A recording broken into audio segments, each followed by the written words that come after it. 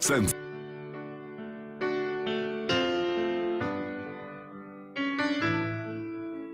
Va ora in onda Liberamente, variazioni e scorribande con Giovanni Sallusti.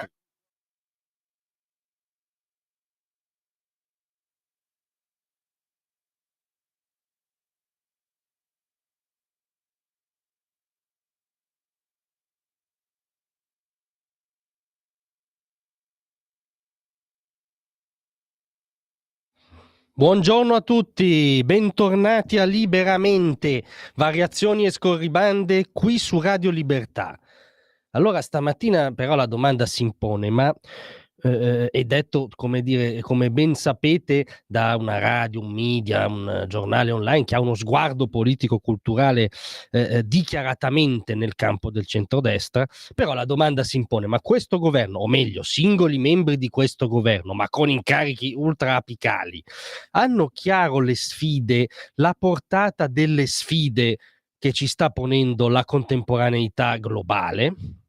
Perché lo dico? Perché voi sapete che in questi giorni c'è stata anzitutto la dichiarazione un po' straniante del ministro degli esteri Antonio Tajani, secondo cui Hezbollah non deve sparare sulle truppe, sui soldati ONU, tra cui i soldati italiani in Libano, perché costoro sono lì anche a garantire la sicurezza di Hezbollah, cioè a garantire la sicurezza di un gruppo terrorista islamista che passa le giornate a scagliare razzi, missili, a tormentare i civili israeliani.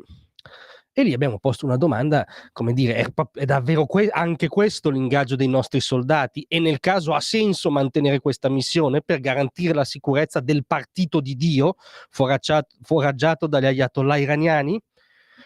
Poi ieri c'è stata la grottesca decisione della Corte Penale Internazionale, il mandato d'arresto per Netanyahu e Gallant, ex ministro della difesa israeliano, per crimini di guerra, non solo equiparandoli di fatto ai capi di Hamas, cioè ai capi di una banda terrorista nazi-islamista assassina che vuole cancellare gli ebrei e il loro stato dalla carta geografica, ma addirittura recependo le istanze, si legge, dello Stato di Palestina, tra virgolette, che è una finzione giuridica per dire in questo momento, volenti o nolenti, Hamas. Quindi questo è successo ieri, tanto che non ci siamo permessi di dire che pare che Hamas abbia una sede distaccata all'Aia, dove appunto sta la Corte Penale Internazionale. Ieri sera c'era il ministro della difesa Guido Crosetto a Porta, tra le altre cose ha commentato questo obbrobrio, perché definirlo provvedimento o sentenza non me la sento. Posso ritenere che la sentenza sia sbagliata, e per me lo è, perché mettere sullo stesso piano i leader israeliani che i capi degli attentatori di Hamas sono due cose completamente diverse. Ma aderendo noi alla Corte Penale Internazionale, ahimè, aggiungo io, dobbiamo applicare le sue disposizioni. Per cui se Netanyahu e Gallant avessero la sfortuna di venire in Italia, non lo faranno ovviamente, dovremmo arrestarli in applicazione di una normativa internazionale, non per decisione politica. Dobbiamo applicare questa sentenza come ogni Stato che aderisce. L'unico modo per non applicarla sarebbe uscire dal trattato. Ecco, questa sarebbe una grande idea, uscire dal trattato, uscire da queste istituzioni retoricamente attente al benessere globale, in realtà rispetto al Medio Oriente sempre e comunque contro Israele, quindi in forte odore di antisemitismo, perché 1 più 1 fa ancora 2.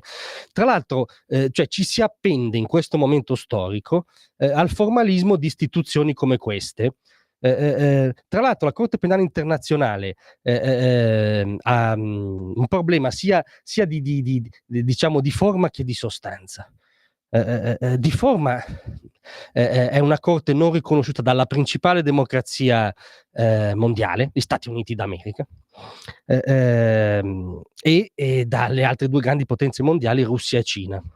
Da qui il problema di efficacia, cioè che efficacia effettiva hanno queste decisioni? Nulle, tant'è che Putin, che è oggetto di una sentenza analoga, cioè un tiranno che spedisce i suoi oppositori nel gulag, è oggetto della stessa sentenza del presidente dell'unica democrazia del Medio Oriente, e non ha avuto nessuna ripercussione. Quindi ci si appende comunque al formalismo del trattato miopemente sottoscritto, scusate, dall'Italia e dagli Stati europei, e non si guarda la sostanza.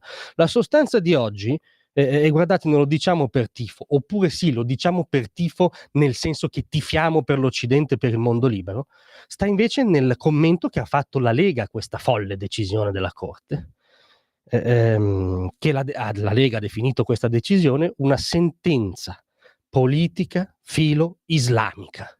Questo è una sentenza politica filo-islamica, anzi addirittura dico io filo-islamista, cioè la versione assassina, totalitaria, criminale dell'Islam.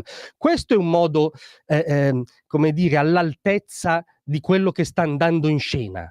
Cioè rispetto al formalismo, largamente incompleto, visto che la Corte non è riconosciuta da stati importantissimi, vale la sostanza. La sostanza è ancora oggi quella su cui ci ammoniva Oriana Fallaci. La sostanza è quella di uno scontro di civiltà che sta deflagrando in generale tra dittature, tirannie e mondo libero.